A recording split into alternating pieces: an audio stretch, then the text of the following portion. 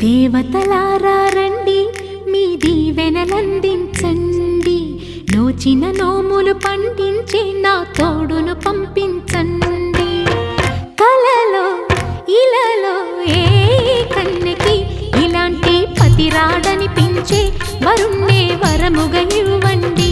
కని విని ఎరుగని వేడుకతో వివాహం జరిపించాలండి.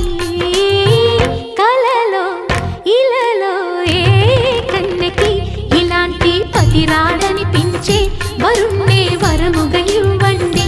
కని విని ఎరుగని వేడుకతో వివాహం జరిపించాలి.